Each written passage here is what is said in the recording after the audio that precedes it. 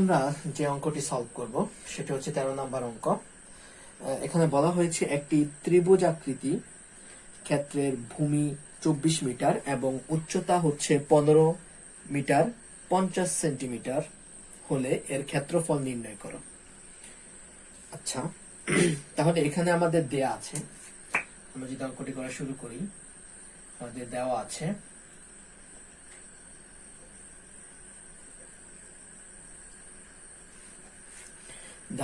আমাদের ভূমি 24 মিটার। ওকে, আমাদের দেওয়া আছে ভূমি 24 মিটার। ভূমি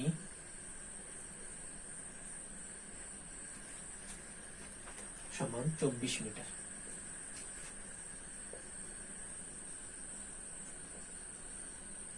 ভূমি হচ্ছে 24 মিটার আর উচ্চতা হচ্ছে আমাদের 15 মিটার 50 সেন্টিমিটার।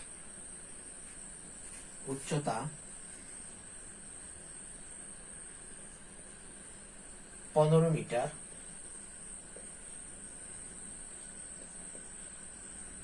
50 সেন্টিমিটার।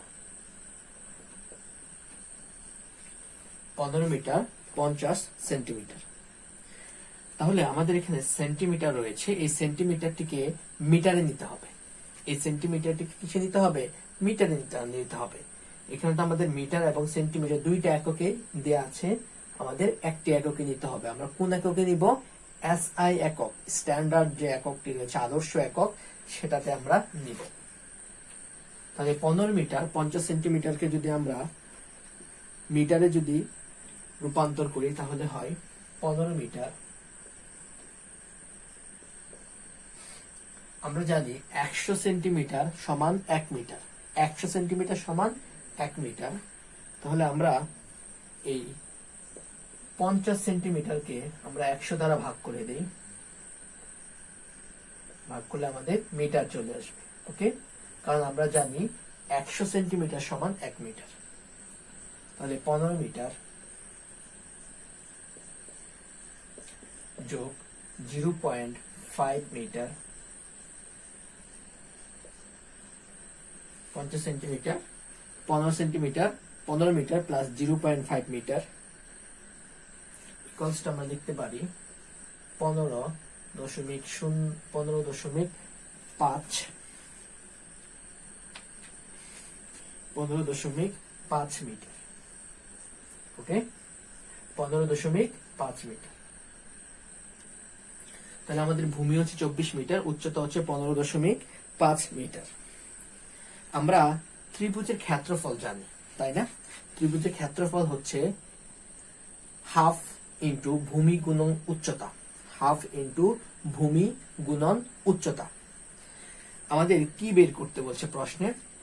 আমাদের বের করতে বলছে ওই ত্রিভুজ ক্ষেত্রের ক্ষেত্রফলটা। ওকে, ত্রিভুজ ক্ষেত্রের ক্ষেত্রফল। তাহলে আমরা লিখি, যদি এভাবে আমরা জানি ত্রিভুজ আকৃতি ক্ষেত্রের ক্ষেত্রফল, ত্রিভুজ আকৃতি ক্ষেত্রের ক্ষেত্রফল কি হবে? হাফ ইন্টু ভূমি গুণন উচ্চতা। ক্ষেত্রফল, যে কোনো ত্রিভুজের ক্ষেত্রে ক্ষেত্রফল কি? হাফ ইন্টু ভূমি গুণন উচ্চতা। হাফ ইন্টু ভূমি গুণন উচ্চতা। হাফ ইন্টু ভূমি গুণন উচ্চতা। তাহলে আমরা এখানে মানগুলো বসিয়ে দিই।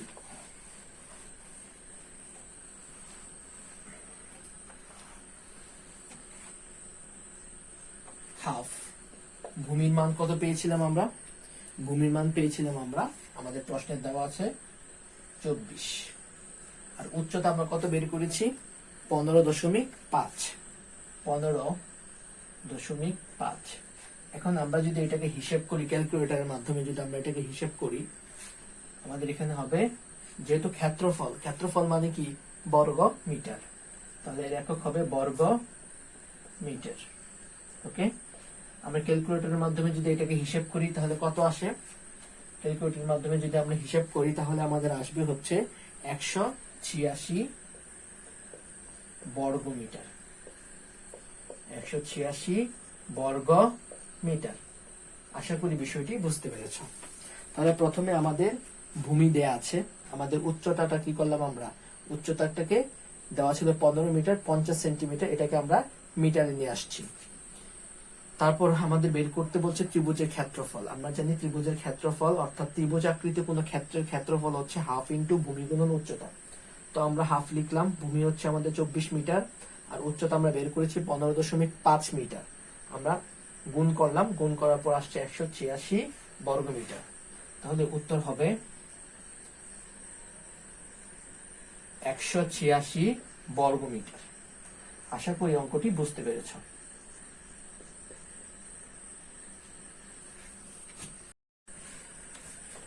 আমাদের 14 নম্বর অঙ্কটিতে বলা হয়েছে যে একটি আয়তাকার ক্ষেত্রের দৈর্ঘ্য 48 মিটার, প্রস্থ 32 মিটার 80 সেন্টিমিটার, ক্ষেত্রটির বাহিরে চারদিকে 3 মিটার বিস্তৃত একটি রাস্তা আছে, রাস্তাটির ক্ষেত্রফল কত? আমরা যদি এই অঙ্কটি বুঝতে চাই তাহলে আমাদের আগে একটি চিত্র অঙ্কন করতে হবে। চিত্র অঙ্কন করার মধ্য দিয়ে আমাদের অঙ্কটি আগে বুঝতে হবে। তাহলে আমাদের একটি আয়তাকার একটি ক্ষেত্র, এটি হচ্ছে আমাদের একটি আয়তাকার ক্ষেত্র। তো এই আয়তাকার ক্ষেত্রের দৈর্ঘ্য হচ্ছে 48 মিটার, দৈর্ঘ্য 48 মিটার এবং এর প্রস্থ হচ্ছে আমাদের 32 মিটার 80 সেন্টিমিটার। প্রস্থ হচ্ছে, এটা হচ্ছে প্রস্থ 32 মিটার 80 সেন্টিমিটার। এটা হচ্ছে আমাদের প্রস্থ, আয়তাকার ক্ষেত্রের প্রস্থ। এখন বলতেছে এই আয়তাকার ক্ষেত্রের চারিদিকে অর্থাৎ চারপাশে 3 মিটার চৌড়া একটি কি রয়েছে বা 3 মিটার বিস্তৃত একটি রাস্তা রয়েছে। অর্থাৎ এই আয়তাকার ক্ষেত্রে চারদিকে অর্থাৎ এই দিক দিয়ে কি রয়েছে, 3 মিটার বিস্তৃত একটি রাস্তা রয়েছে। অর্থাৎ এদিক দিয়ে 3 মিটার, এইটুকু 3 মিটার, এইটুকু 3 মিটার, এইটুকু 3 মিটার, এটুকু 3 মিটার, চতুর্দিকে 3 মিটার চৌড়া রাস্তা রয়েছে। ওকে, তাহলে এদিক দিয়ে কত মিটার, 3 মিটার, এদিক দিয়ে হচ্ছে আমাদের কি 3 মিটার, এদিক দিয়েও 3 মিটার, এই পাশ দিয়েও আমাদের কি 3 মিটার, অর্থাৎ চারদিকে আমাদের 3 মিটার চৌড়া রাস্তা রয়েছে। ওকে, এখন আমাদের এখান থেকে বের করতে বলছে যে রাস্তাটির ক্ষেত্রফল কত, রাস্তাটির ক্ষেত্রফল কত। অর্থাৎ আমাদের বের করতে হবে এই সম্পূর্ণ অংশটুকু, এই যে রাস্তা যে আছে সেই রাস্তার ক্ষেত্রফলটা বের করতে হবে। আচ্ছা, তাহলে আমরা যদি এই অঙ্কটি শুরু করতে চাই তাহলে আমাদের কি দেয়া আছে সেটা আমরা আগে লিখি। তো আমাদের দেয়া আছে হচ্ছে যে আয়তাকার ক্ষেত্রের দৈর্ঘ্য দেয়া আছে, আয়তাকার ক্ষেত্রের প্রস্থ দেয়া আছে। ওকে, তাহলে আমরা লিখি দেওয়া আছে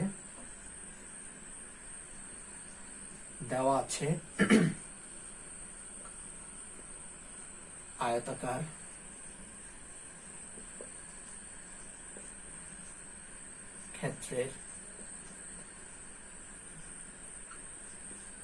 ক্ষেত্রের দৈর্ঘ্য 48 মিটার। আয়তাকার ক্ষেত্রের দৈর্ঘ্য হচ্ছে কত, 48 মিটার।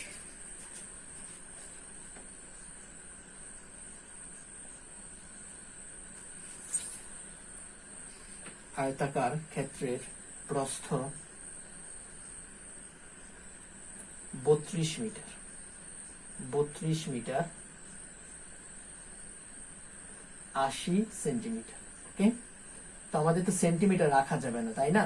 আমাদের কি করতে হবে, এই সেন্টিমিটারটাকে মিটারে নিতে হবে, অর্থাৎ 80 সেন্টিমিটারকে মিটারে নিতে হবে। কিভাবে আমরা মিটারে নিব, কারণ আমরা জানি 100 সেন্টিমিটার সমান হচ্ছে 1 মিটার। 100 সেন্টিমিটার মানে কত, 1 মিটার। তাহলে এই 80-কে 100 দ্বারা ভাগ করতে হবে। তাহলে আমরা লিখতে পারি দৈর্ঘ্য সমান 48 মিটার, প্রস্থ সমান হচ্ছে আমাদের কত, 32 মিটার 48 সেন্টিমিটার। তাহলে আমরা লিখতে পারি 32 মিটার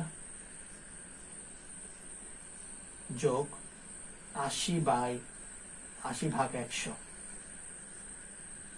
মিটার। তাহলে আমরা যদি ক্যালকুলেটরে যদি এই হিসাবটা করি, 80-কে যদি 100 দ্বারা ভাগ করি তাহলে আমাদের এখানে আসে হচ্ছে 0.8 মানে 0.8। তাহলে 32 মিটার যোগ 0.8 মিটার যোগ করলে আসে 32.8 মিটার। তাহলে আয়তাকার ক্ষেত্রে প্রস্থ হচ্ছে 32.8 মিটার। 32.8 মিটার হচ্ছে আয়তাকার ক্ষেত্রের প্রস্থ।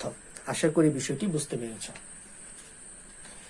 এখন আমরা যদি আয়তাকার ক্ষেত্রের ক্ষেত্রফল বের করতে চাই, আয়তাকার ক্ষেত্রের ক্ষেত্রফল বের করতে চাই, তাহলে দৈর্ঘ্য আর প্রস্থ গুণ করলে আমাদের আয়তাকার ক্ষেত্রের ক্ষেত্রফলটা বের হয়ে আসবে, তাই না?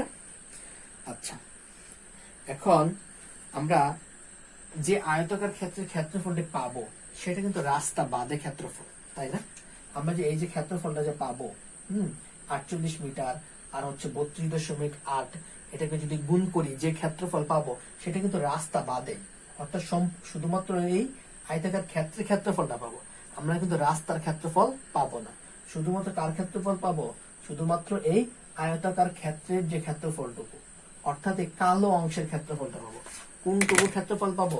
শুধুমাত্র এই কালো অংশটুকু, অর্থাৎ এই আয়তাকার ক্ষেত্রের ক্ষেত্রফলটা পাবো, অন্য কোনো কিছু কিন্তু ক্ষেত্রফল পাবো না, শুধুমাত্র এই আয়তাকার ক্ষেত্রের ক্ষেত্রফলটি পাবো। আচ্ছা, তাহলে আমরা এখন লিখতে পারি যে রাস্তা বাদে ক্ষেত্রটির ক্ষেত্রফল,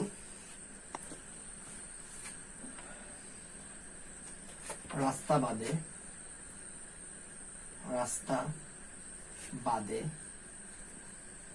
আয়তাকার ক্ষেত্রের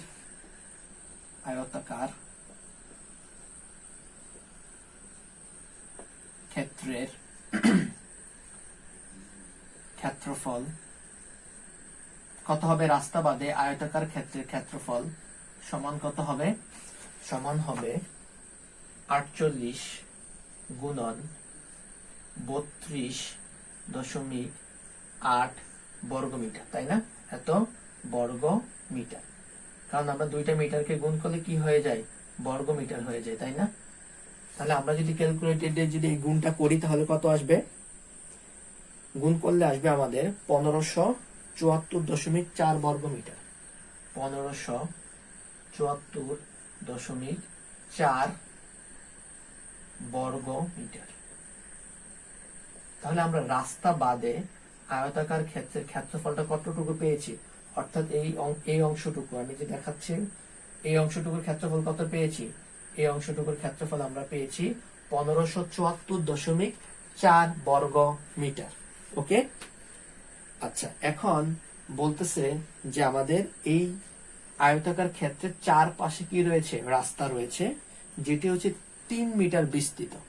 অর্থাৎ রাস্তার বিস্তার বা রাস্তার প্রস্থ যদি তুমি বলো সেটা হচ্ছে 3 মিটার। অর্থাৎ এখান থেকে এটুকু দৈর্ঘ্য হচ্ছে 3 মিটার, বা এখান থেকে এটুকু বিস্তার হচ্ছে 3 মিটার। আচ্ছা, মানে রাস্তাটা প্রশস্ত হচ্ছে, রাস্তাটা কত? রাস্তার প্রশস্ত হচ্ছে 3 মিটার।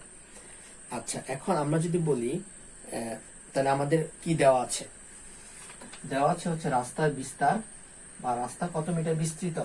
3 মিটার বিস্তৃত।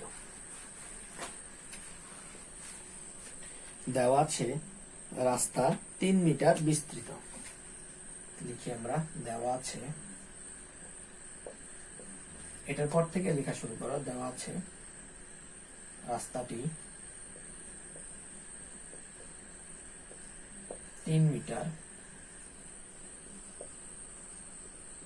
বিস্তৃত।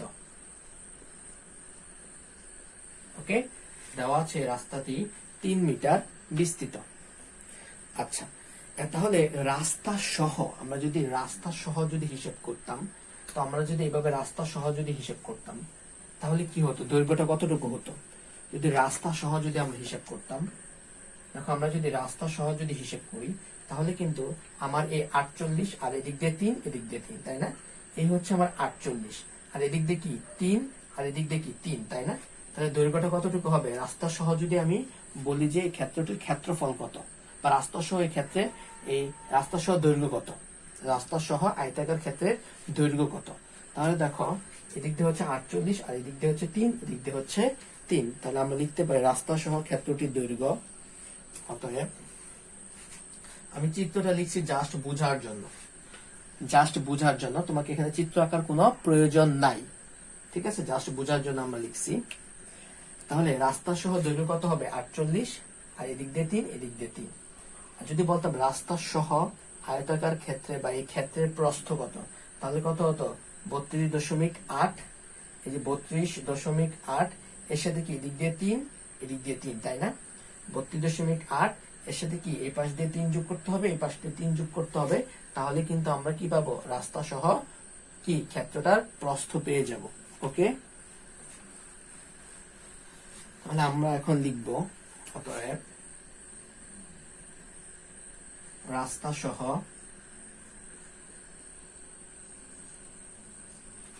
ক্ষেত্রের দৈর্ঘ্য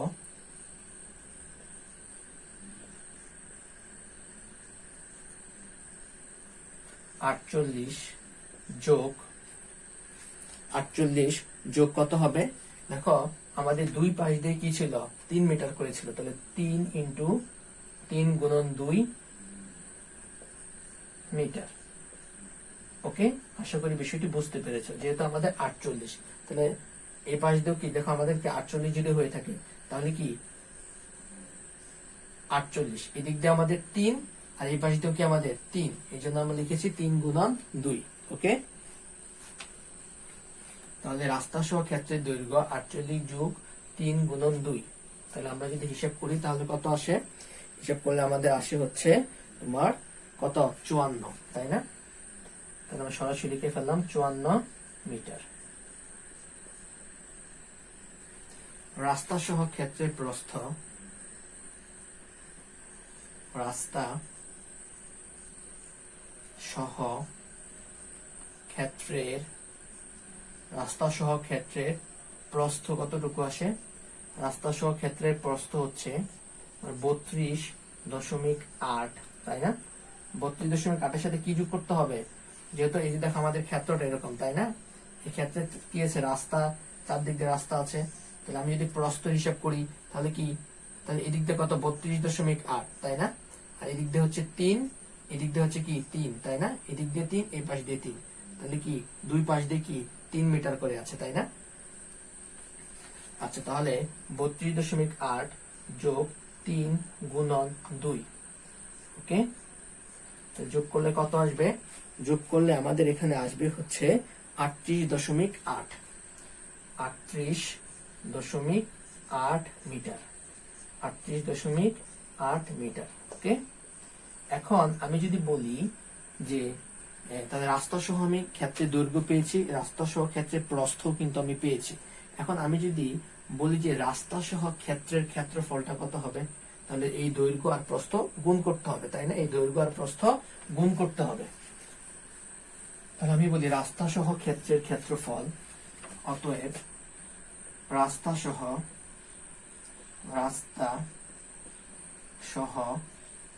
ক্ষেত্রের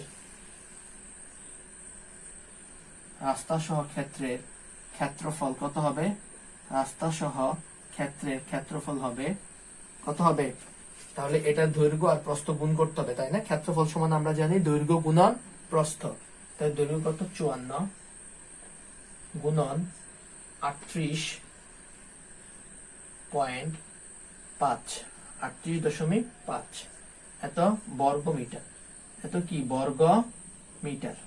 ওকে, এত বর্গ মিটার, গুণ করলে কত আসে, আমরা ক্যালকুলেটর দিয়ে যদি গুণটা করে ফেলে কত আসে, গুণ করলে আমাদের আসে 2095.2 বর্গ মিটার, 2095.2 বর্গ মিটার। তাহলে আমাদের এখানে রাস্তা সহ ক্ষেত্রের ক্ষেত্রফল আসছে 2095.2 বর্গ মিটার। ওকে, তাহলে আমরা রাস্তা সহ কিন্তু কি পেয়েছি, ক্ষেত্রের ক্ষেত্রফল পেয়েছি, কিন্তু কিছুক্ষণ আগে আমরা শুধুমাত্র ক্ষেত্রের ক্ষেত্রফলটা বের করেছিলাম, তাই না? শুধুমাত্র আমরা আয়তাকার ক্ষেত্রের ক্ষেত্রফলটা বের করেছিলাম, তখন কিন্তু রাস্তা ছিল না। এখন কিন্তু রাস্তা সহ, মনে রাখতে হবে, রাস্তা সহ ক্ষেত্রের ক্ষেত্রফল কত, 2095.2 বর্গ মিটার। কিছুক্ষণ আগে আমরা যে বের করেছিলাম সেটা ছিল কি, শুধুমাত্র আয়তাকার ক্ষেত্রের ক্ষেত্রফলটা ছিল। ওকে, এখন আমরা যদি রাস্তার ক্ষেত্রফল বের করি, অতএব রাস্তার ক্ষেত্রফল সমান আমরা কি লিখতে পারি? অতএব রাস্তার ক্ষেত্রফল সমান রাস্তা সহ ক্ষেত্রের ক্ষেত্রফল থেকে যদি আমরা আয়তকার ক্ষেত্রের ক্ষেত্রফলটা বাদ দিয়ে দিই তাহলেই তো রাস্তার ক্ষেত্রফল বের হবে, তাই না? রাস্তা সহ ক্ষেত্রের ক্ষেত্রফল থেকে আমরা যদি আয়তাকার ক্ষেত্রের ক্ষেত্রফলটাকে বিয়োগ করে দিই তাহলেই রাস্তার ক্ষেত্রফল বের হবে। রাস্তার ক্ষেত্রফল সমান রাস্তা সহ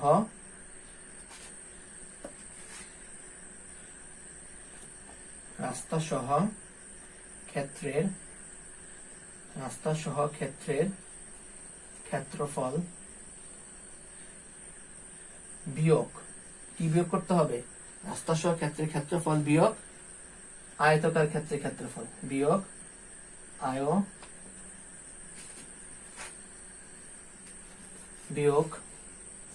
আয়তাকার ক্ষেত্রের ক্ষেত্রফল। আয়তাকার ক্ষেত্রের ক্ষেত্রফল। রাস্তা সহ ক্ষেত্রের ক্ষেত্রফল বিয়োগ আয়তাকার ক্ষেত্রের ক্ষেত্রফল। রাস্তা সহ ক্ষেত্রের ক্ষেত্রফল বিয়োগ আয়তাকার ক্ষেত্রের ক্ষেত্রফল। রাস্তা সহ ক্ষেত্রের ক্ষেত্রফল পেয়েছি আমরা 2095.2 বর্গমিটার, তাই না? এখান থেকে আমরা কি করব? আয়তাকার ক্ষেত্রের ক্ষেত্রফলটা বিয়োগ করব, অর্থাৎ আয়তাকার ক্ষেত্রের ক্ষেত্রফল হচ্ছে 1574.4 বর্গমিটার, তাই না? তাহলে আমরা বর্গমিটার, এত বর্গমিটার থেকে এত বর্গমিটার কি করলাম? বাদ দিয়ে দিলাম, তাই না? এত বর্গমিটার। তাহলে এখানে আনসারটা কত আসবে? আমরা যদি হিসেব করি আনসারটা আসবে হচ্ছে 520.8 বর্গমিটার। 520.8 বর্গমিটার। তাহলে আমরা এভাবে কিন্তু সহজেই রাস্তার ক্ষেত্রফল বের করতে পারি। কিভাবে? রাস্তা সহ ক্ষেত্রের ক্ষেত্রফল। এর ভিতরে কিন্তু আয়তাকার ক্ষেত্রের ক্ষেত্রফল আছে, আবার কি রাস্তার ক্ষেত্রফল আছে, তাই না? রাস্তা সহ ক্ষেত্রের ক্ষেত্রফল মানে কি? এর ভিতরে আয়তাকার ক্ষেত্রের ক্ষেত্রফল আছে, আবার রাস্তার ক্ষেত্রফল আছে। এখান থেকে যদি আমরা আয়তাকার ক্ষেত্রের ক্ষেত্রফলটা বাদ দিয়ে দেই তাহলে শুধুমাত্র কার ক্ষেত্রফল পাওয়া যাবে? রাস্তার ক্ষেত্রফল পাওয়া যাবে, যেটা হচ্ছে 520.8 বর্গমিটার। তাহলে উত্তরটা কত হবে? উত্তর হবে 520.8 বর্গমিটার। 520.8 বর্গমিটার। আশা করি বিষয়টি বুঝতে পেরেছ। এখন আমরা যে অঙ্কটি নিয়ে আলোচনা করব সেটি হচ্ছে 15 নম্বর অঙ্ক আমাদের এই চ্যাপ্টারের। তো এই 15 নম্বর অঙ্কে বলা হয়েছে যে একটি বর্গাকার ক্ষেত্রের এক বাহুর দৈর্ঘ্য 300 মিটার এবং বাহিরে চারদিকে 4 মিটার চৌড়া একটি রাস্তা আছে। রাস্তাটির ক্ষেত্রফল কত হবে, বা রাস্তাটির ক্ষেত্রফল কত? ওকে, আমরা যদি এই অঙ্কটি যদি বুঝতে চাই তাহলে আমাদের একটি চিত্রের মাধ্যমে অঙ্কটি বুঝতে হবে। যেহেতু আমাদের এখানে বলা হয়েছে যে একটি বর্গক্ষেত্রের বাহুর দৈর্ঘ্য হচ্ছে 300 মিটার এবং তার চারদিকে বাহিরে চারদিকে 4 মিটার চৌড়া একটি রাস্তা আছে। রাস্তাটির ক্ষেত্রফল নির্ণয় করতে বলা হয়েছে। আচ্ছা, আমরা এই অঙ্কটি যদি করি তাহলে আমাদের এখানে কিন্তু বলা হয়েছে বর্গক্ষেত্র, তাই না? আমরা জানি বর্গক্ষেত্রের প্রত্যেকটা বাহুর দৈর্ঘ্য কিন্তু সমান হয়, তাই না? বর্গক্ষেত্রের প্রত্যেকটা বাহুর দৈর্ঘ্য কি হয়? সমান হয়। তাহলে আমরা এখানে একটা বর্গক্ষেত্র অঙ্কন করলাম। এটা হচ্ছে আমাদের একটি বর্গক্ষেত্র। ওকে, এটা হচ্ছে আমাদের কি একটি বর্গক্ষেত্র যার প্রত্যেকটি বাহুর দৈর্ঘ্য হচ্ছে সমান।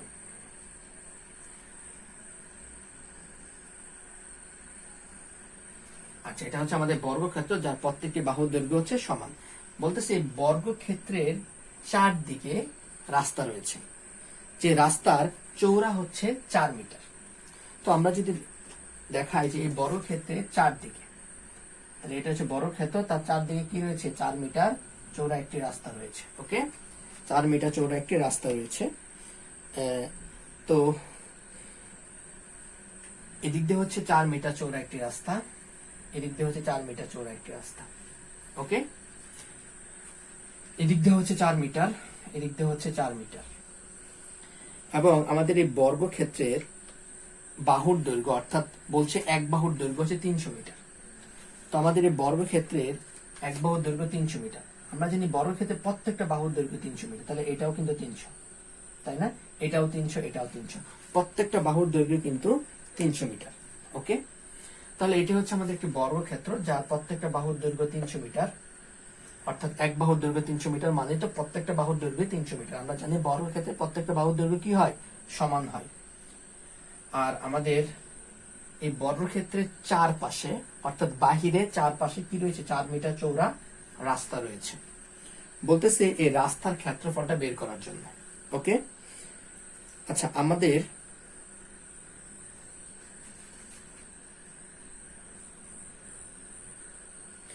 তাহলে আমরা বলতে পারি এই বর্গক্ষেত্রের, বা আমরা বলতে পারি রাস্তা বাদে বর্গক্ষেত্রের বাহুর দৈর্ঘ্য, এক বাহুর দৈর্ঘ্য আমরা যদি লিখি রাস্তা বাদে বর্গক্ষেত্রের, রাস্তা বাদে কিন্তু জাস্ট আমাদের এই কালো অংশটুকু, এই বর্গক্ষেত্র কিন্তু এটাই, কালো অংশটা হচ্ছে আমাদের একটা কি বর্গক্ষেত্র। ওকে, এই কালো অংশটা হচ্ছে আমাদের বর্গক্ষেত্র। রাস্তা বাদে বর্গক্ষেত্রের এক বাহুর দৈর্ঘ্য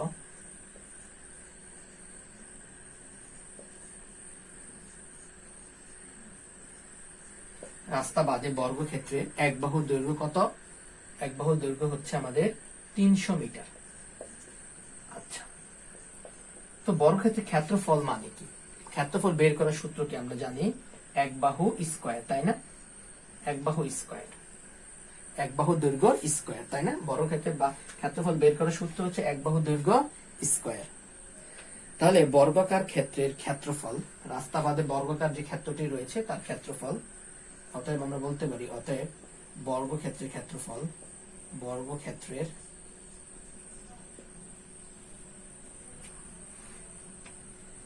রাস্তা বাদে, অতএব রাস্তা বাদে বর্গক্ষেত্রের ক্ষেত্রফল,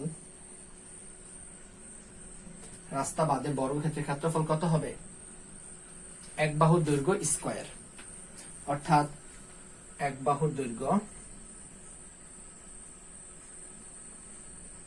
এক বাহুর দৈর্ঘ্য যদি আমরা কি করি, স্কয়ার করি, তাহলে কি হবে, বর্গক্ষেত্রের ক্ষেত্রফলটা বের হয়ে আসবে এত বর্গ মিটার। কারণ আমরা জানি আয়তকার ক্ষেত্রের ক্ষেত্রফল মানে কি, দৈর্ঘ্য গুণন প্রস্থ, আর বর্গাকার ক্ষেত্রের ক্ষেত্রফল হচ্ছে এক বাহু দৈর্ঘ্য কে যদি আমরা বর্গ করে দেই, এক বাহু দৈর্ঘ্যকে যদি বর্গ করে দেই তাহলে আমাদের ক্ষেত্রফলটা বের হয়ে আসতেছে। তাহলে এক বাহুর দৈর্ঘ্য কত, 300, তাহলে 300 স্কয়ার বর্গ মিটার। ওকে, তাহলে 300 কে যদি স্কয়ার করি তাহলে কত হয়, আমরা যদি ক্যালকুলেটর দিয়ে স্কয়ার করে ফেলি তাহলে কত আসে, আসতেছে হচ্ছে আমাদের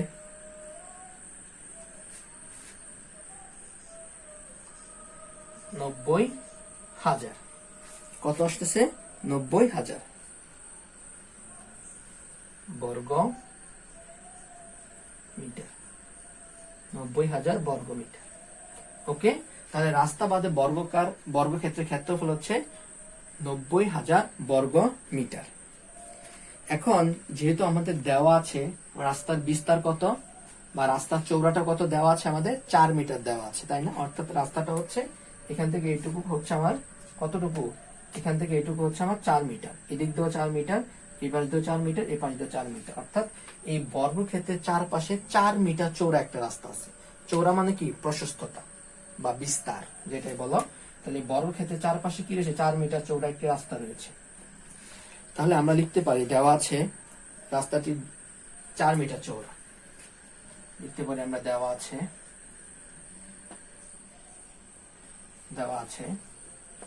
রাস্তাটির চৌড়া,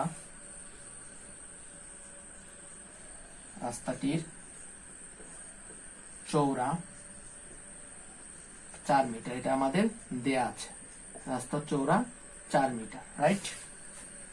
আচ্ছা, তাহলে এখন আমরা যদি বলি রাস্তা সহ এই বর্গক্ষেত্রের এক বাহুর দৈর্ঘ্য যদি বের করতে চাই, রাস্তা সহ যদি বের করতে চাই তাহলে কিন্তু আমার এদিক দিয়ে কি 4 মিটার যুক্ত করতে হবে, এদিক দিয়ে কি করতে হবে, 4 মিটার যুক্ত করতে হবে, অর্থাৎ এই 300-র সাথে কিন্তু আমার এদিক দিয়ে কি করতে হবে, 4 মিটার যুক্ত করতে হবে, আবার 300-র সাথে আমার এদিক দিয়েও 4 মিটার যুক্ত করতে হবে, এই পাশ দিয়ে 4 মিটার, আবার কি এই পাশ দিয়ে 4 মিটার যুক্ত করতে হবে, দুই পাশ দিয়ে কিন্তু আমার 4 মিটার যুক্ত করতে হবে, তাহলে কিন্তু আমি রাস্তা সহ কি পাবো, বর্গক্ষেত্রের এক বাহুর দৈর্ঘ্য বের করতে পারবো। ওকে, তাহলে আমি এভাবে লিখতে পারি যে রাস্তা সহ, অতএব রাস্তা সহ বর্গক্ষেত্রের এক বাহুর দৈর্ঘ্য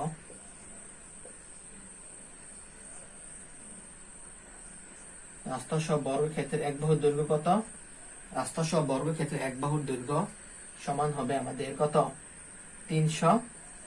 300তে কত যোগ করতে হবে, দুই পাশ দিয়ে কি আছে 4 মিটার করে আছে, তাই না, দুই পাশ দিয়ে কি আছে 4 মিটার করে আছে, তাহলে 4 গুণন 2, এটা দুই পাশ দিয়ে সেই জন্য 4 গুণন 2 এত মিটার। ওকে,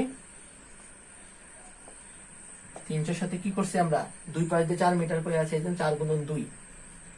ওকে, তাহলে আমরা এটা হিসাব করি, হিসাব করলে কত আসবে, 400 কে 300 সাথে যদি আমরা 8 যোগ করি, অর্থাৎ 4 গুণন 2 হিসাব করলে হবে 8, তাহলে কত হবে 308 মিটার।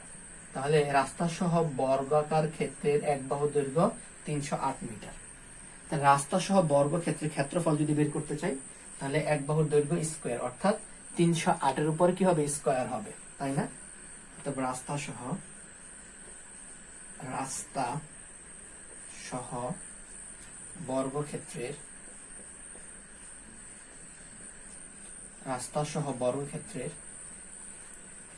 ক্ষেত্রফল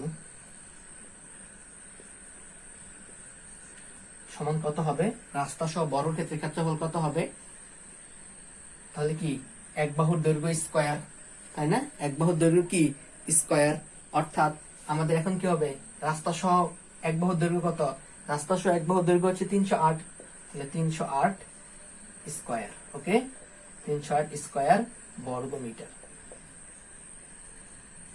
আশা করি বিষয়টি বুঝতে পেরেছ। রাস্তা সহ বর্গক্ষেত্রের ক্ষেত্রফল মানে কি, রাস্তা সহ বর্গক্ষেত্রের এক বাহুর দৈর্ঘ্য স্কয়ার, তাহলে সেটার মান কত, 308, 308 স্কয়ার। আশা করি বিষয়টি বুঝতে পেরেছ।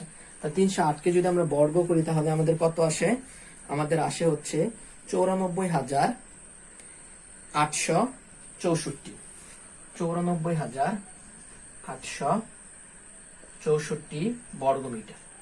এটা কিন্তু আমাদের রাস্তা সহ বর্গক্ষেত্রের ক্ষেত্রফল। ওকে, রাস্তা সহ বর্গক্ষেত্রের ক্ষেত্রফল আসছে 94,864 বর্গ মিটার। আচ্ছা, এখন আমরা কি বের করব, আমাদের টার্গেটটা কি, আমাদের টার্গেটটা হচ্ছে রাস্তার ক্ষেত্রফল বের করা, তাই না। তাহলে আমরা লিখতে পারি অতএব রাস্তার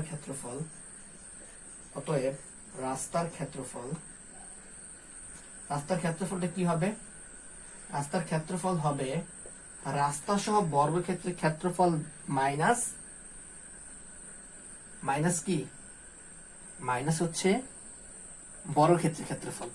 আমরা যদি রাস্তা সহ বর্গক্ষেত্রের ক্ষেত্রফল থেকে যদি আমরা শুধু বর্গক্ষেত্রের ক্ষেত্রফলটাকে বাদ দিয়ে দেই, তাহলে কিন্তু রাস্তার ক্ষেত্রফল বের হয়ে আসবে, তাই না।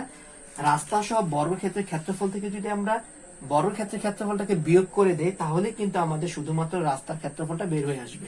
ওকে, তাহলে আমরা লিখতে পারি রাস্তা সহ বর্গক্ষেত্রের ক্ষেত্রফল, রাস্তা সহ বর্গক্ষেত্রের ক্ষেত্রফল বিয়োগ রাস্তার ক্ষেত্রফল বিয়োগ বর্গক্ষেত্রের ক্ষেত্রফল মানে রাস্তা বাদে বর্গক্ষেত্রের ক্ষেত্রফল যেটা ছিল, রাস্তা সহ বর্গক্ষেত্রের ক্ষেত্রফল বিয়োগ বর্গক্ষেত্রের ক্ষেত্রফল, তাই না। আচ্ছা, তাহলে আমাদের রাস্তা সহ বর্গক্ষেত্রের ক্ষেত্রফল কত পেয়েছি আমরা, 94,864, আর রাস্তা বাদে বর্গক্ষেত্রের ক্ষেত্রফল কত পেয়েছি, রাস্তা বাদে বর্গক্ষেত্রের ক্ষেত্রফল কত পেয়েছি, মানে শুধুমাত্র বর্গক্ষেত্রের ক্ষেত্রফল কত পেয়েছি, শুধুমাত্র বর্গক্ষেত্রের ক্ষেত্রফল আমরা পেয়েছি হচ্ছে কত পেয়েছি, শুধুমাত্র বর্গক্ষেত্রের ক্ষেত্রফল সেটা হচ্ছে আমাদের কত, 90,000। ওকে, 90,000 ওকে, এত বর্গ মিটার।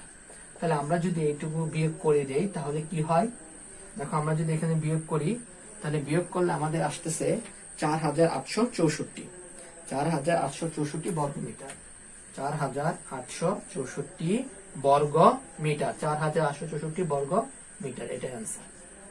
তো রাস্তার ক্ষেত্রফল হচ্ছে 4864 বর্গ মিটার, আনসার হবে 4864 বর্গ মিটার। উত্তর হচ্ছে 4864 বর্গ মিটার, বর্গ মিটার। ওকে, আশা করি অঙ্কটি বুঝতে পেরেছ। এখন আমরা 16 নম্বর অঙ্কটি করব। 16 নম্বর অঙ্কে আমাদের বলা হয়েছে যে একটি ত্রিভুজাকৃতি জমির ক্ষেত্রফল 264 বর্গ মিটার, এর ভূমি 22 মিটার হলে উচ্চতা নির্ণয় করো। তাহলে আমরা আগে একটা ত্রিভুজ অঙ্কন করি। ত্রিভুজ অঙ্কন করলে বিষয়টি আমাদের কাছে অনেক সহজ মনে হবে। এটা হচ্ছে একটা ত্রিভুজ। তো এই ত্রিভুজের ক্ষেত্রফল দেওয়া আছে। ক্ষেত্রফল হচ্ছে 264। ক্ষেত্রফল কত? 264 বর্গ মিটার। এটা আমাদের কি দেয়া আছে, তাই না? আচ্ছা, এখন আমাদের ত্রিভুজটার ভূমি দেয়া আছে। ত্রিভুজটার ভূমি কত?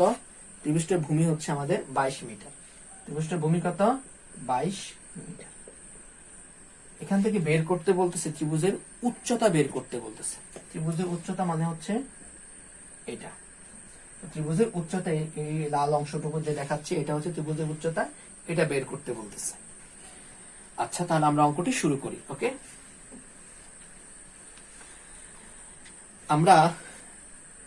তাহলে আমরা আগে মানে ধরি বা দেওয়া আছে কি কি আমাদের দেওয়া আছে।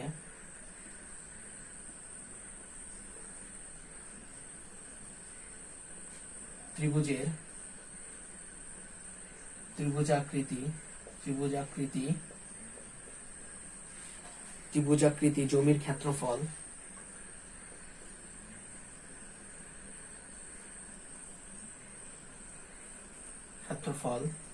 সমান 264 বর্গ মিটার। ওকে, 264 বর্গ মিটার, এটা হচ্ছে ত্রিভুজাকৃতি জমির ক্ষেত্রফল।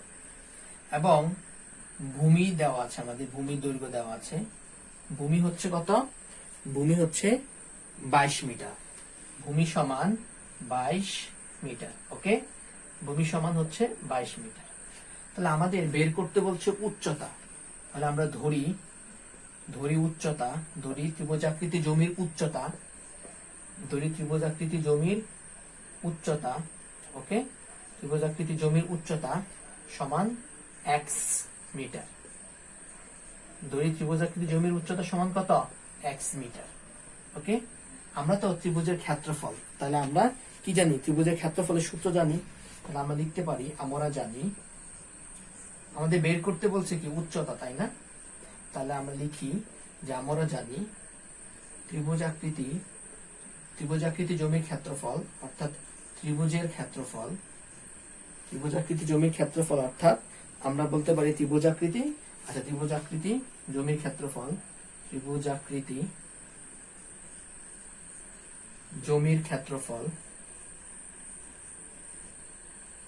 ত্রিভুজাকৃতি জমির ক্ষেত্রফল কত? হাফ ইন্টু ভূমি গুণন উচ্চতা, তাই না? হাফ ইন্টু ভূমি গুণন উচ্চতা। এটা আমরা ছোটবেলায় শিখেছিলাম, তাই না? ত্রিভুজের ক্ষেত্রফল সমান হাফ ইন্টু ভূমি গুণন উচ্চতা। এখন আমাদের প্রশ্নে কিন্তু দেওয়া আছে যে ত্রিভুজাকৃতি জমির ক্ষেত্রফল কত? 264। তাহলে আমরা লিখি 264 সমান কি লিখতে পারি? হাফ ইন্টু ভূমি কত? 22, আর আমাদের উচ্চতা কত ধরছি আমরা? x, তাই না? উচ্চতা আমরা x ধরেছি। কথা বুঝতে পেরেছ? আচ্ছা, তাহলে আমরা এই 2 কে এই 22 দ্বারা ভাগ করে দেই। 2 কে 22 দ্বারা ভাগ, 2 দিয়ে যদি 22 কে ভাগ করি তাহলে কি হয়? 2 দ্বারা যদি 22 কে ভাগ করি তাহলে হয় 11, তাই না? 2 দ্বারা 22 কে ভাগ করলে কত হয়? 11 হয়। 11।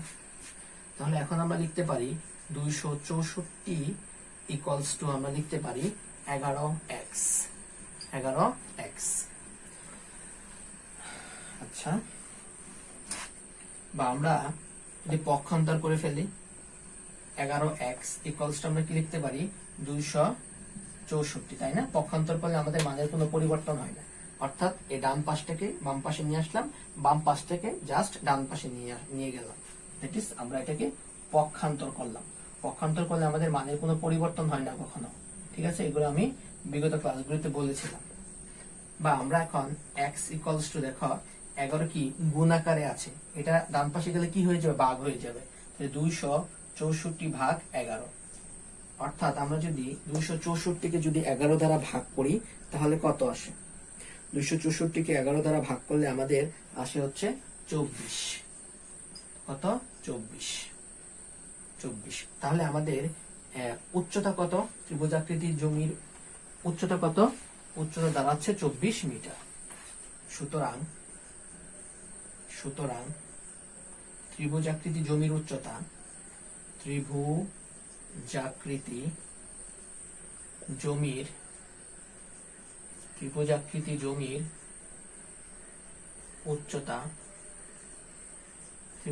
জমির উচ্চতা সমান, বা জমির উচ্চতা হচ্ছে 24 মিটার। ওকে, উত্তর 24 মিটার। উত্তর 24 মিটার। আশা করি অঙ্কটি বুঝতে পেরেছ। 24 মিটার। তাহলে আমরা জাস্ট কি করলাম? ত্রিভুজের ক্ষেত্রফল বের করার সূত্রটি প্রয়োগ করলাম এবং সেখান থেকে আমরা উচ্চতার মানটা বের করে ফেললাম। এভাবে আমরা সহজে এই অঙ্কটি করতে পারি।